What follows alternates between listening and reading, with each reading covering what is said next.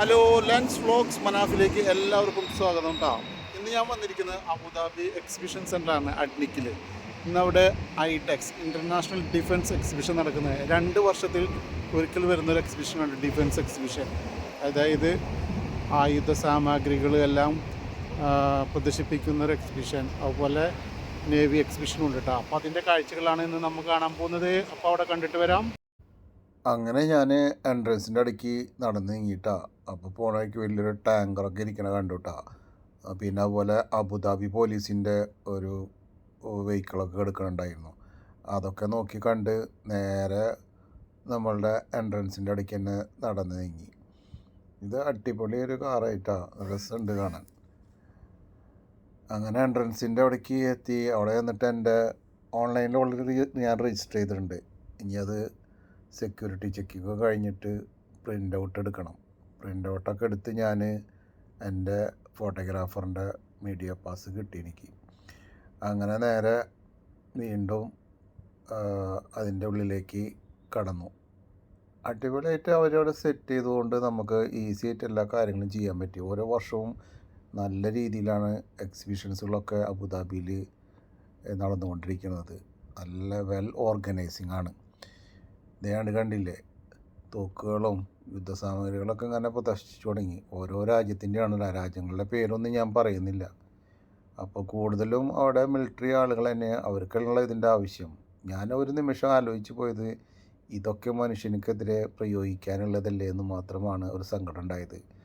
ഓരോ രാജ്യത്തിൻ്റെയും സുരക്ഷയ്ക്ക് വേണ്ടിയിട്ട് എത്രയോ ബില്യൻ്റെ കരാറുകളാണ് ഇവിടെ സൈൻ ചെയ്യുന്നത്. ഈ കിടക്കുന്ന വെഹിക്കിളും അതിനോടനുബന്ധിച്ചിട്ടുള്ള യുദ്ധസാമഗ്രികളൊക്കെ കാണുമ്പോൾ മനസ്സിന് കുറച്ച് വിഷമമുണ്ടെങ്കിലും അത് രാജ്യങ്ങൾക്ക് ഒരു സുരക്ഷയ്ക്കാണെന്നല്ലോ എന്നുള്ളതുണ്ട്. പിന്നെ എനിക്ക് മനസ്സിൽ ഏറ്റവും ഇതായിട്ട് പട്ടാളക്കാരെ പ്രത്യേകിച്ച് പ്രൗഡ് മൂമെൻറ്റ് വീണ്ടും തോന്നി.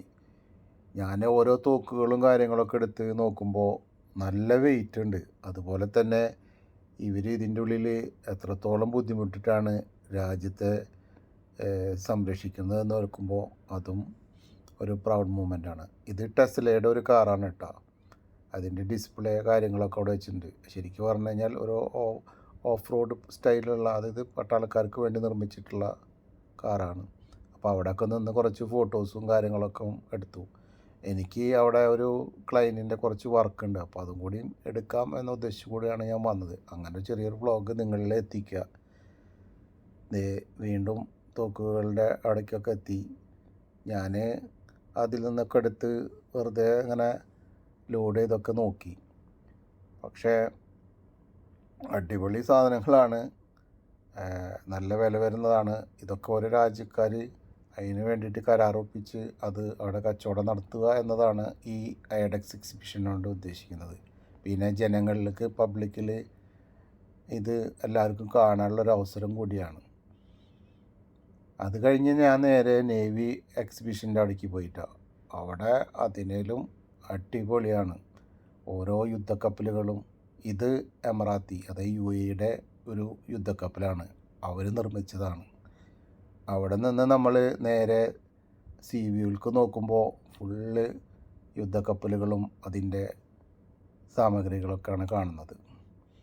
പിന്നെ അതൊക്കെ കണ്ട് നേരെ പുറത്തേക്ക് വീണ്ടും നടന്നു. പിന്നെ എനിക്ക് നേരെ കണ്ടത്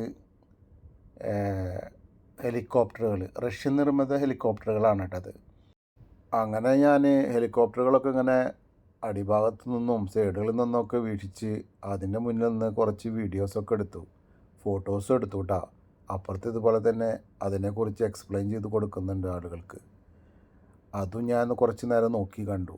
പിന്നെ എനിക്കൊരു അവസരം കിട്ടി അതിൻ്റെ ഉള്ളിലേക്ക് കയറാൻ. ഒരു റഷ്യൻ നിർമ്മിത ഹെലികോപ്റ്ററിൻ്റെ ഉള്ളിൽ കയറി പോസൊക്കെ ചെയ്ത് ഒരു വീഡിയോ ഒക്കെ എടുത്ത് ഞാൻ പുറത്തേക്ക് ഇറങ്ങി.